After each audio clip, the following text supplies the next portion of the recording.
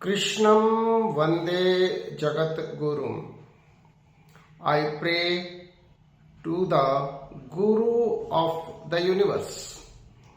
कृष्णम academy की ओर से Gita study की सीरीज में आज 5वें अध्याय से 20वां श्लोक है।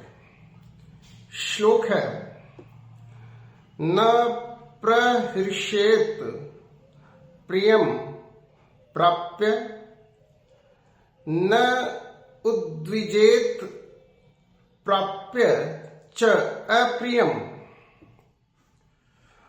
बुद्धिर स्थिर बुद्धिर सम्मूढ़ो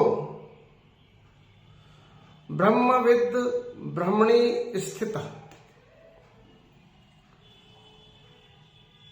Established in God, having a firm understanding of divine knowledge and not hampered by delusion, they neither rejoice in getting something pleasant nor grieve on experiencing the unpleasant.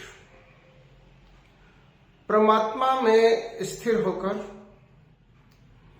Divya ज्ञान को दृढ़ता से धारण करके मोह से रहित होकर वे सुखद पदार्थ पाकर हर्षित नहीं होते और दुखद स्थिति में दुखी नहीं होते।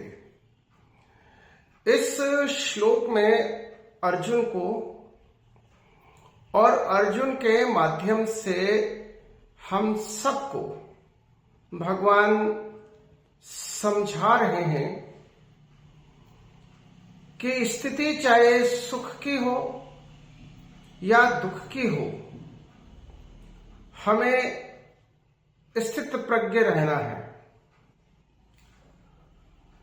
सुखद स्थिति को पाकर अधिक उछल कूद नहीं करनी है और दुखद स्थिति को पाकर विचलित नहीं होना है। वे अर्थात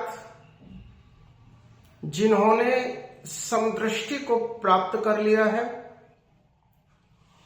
और जिन्होंने अपने जीवन के सर्वोच्च लक्ष्य अर्थात परम सत्य अर्थात परमानंद अर्थात परमेश्वर को प्राप्त कर लिया है, ऐसे प्रबुद्ध जन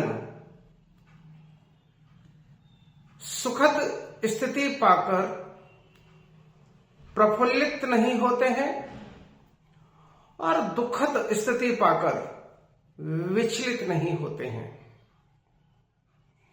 हम इस श्लोक के माध्यम से यह समझ सकते हैं कि जीवन को हम किस तरह से सार्थक ढंग से या बिना दुखी हुए जी सकते हैं।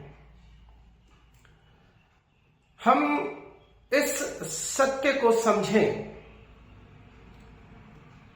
कि सुखद पदार्थ प्राप्त होंगे, सुखद स्थितियां बनेगी, ठीक उसी प्रकार दुखद स्थितियां भी बनेगी। कभी खुशी कभी गम का यह सिलसिला जीवन में रुकने वाला नहीं है और हम पेंडुलम की भांति सुख में उछलकूद और दुख में निराश, हताश, परेशान, डिप्रेस ना हो। कहीं ऐसा ना हो कि हमारा जीवन, हमारी लाइफ हमें पेंडुलम बना दे और हम सुख और दुख के बीच में झूलते रहें, भटकते रहें और जीवन के मर्म को समझ ही ना पाए। यदि हमें जीवन के मर्म को समझना है तो हमें अपनी प्रज्ञा को स्थिर करना होगा, हमें स्थित प्रज्ञ होना होगा। और भगवान इस श्लोक में स्थित प्रज्ञ प्राणी के लक्षण बता रहे हैं। भगवान कह रहे हैं कि वे जो स्थित प्रज्ञ हैं वे ना तो प्रिय वस्तु को पाकर हर्षित होते हैं और ना ही अप्रिय वस्तु को पाकर दुखी होते हैं। उनकी बुद्धि, उनकी प्रज्ञा स्थिर होती है और ब्रह्मविद ब्रह्मणि स्थितः, और वे परमात्मा के समान ही सुख और दुख से परे हो जाते हैं, परमहंस बन जाते हैं।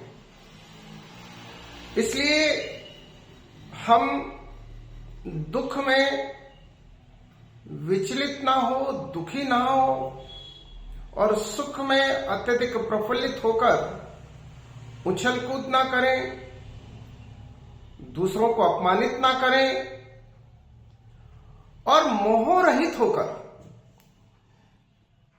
नॉट हैम्पर्ड बाय डिल्यूजन, हम अपना जीवन जिए तो निश्चित रूप से हम ये मानव जीवन जीते हुए भी सर्वदा आनंददायक स्थिति में रह सकते हैं।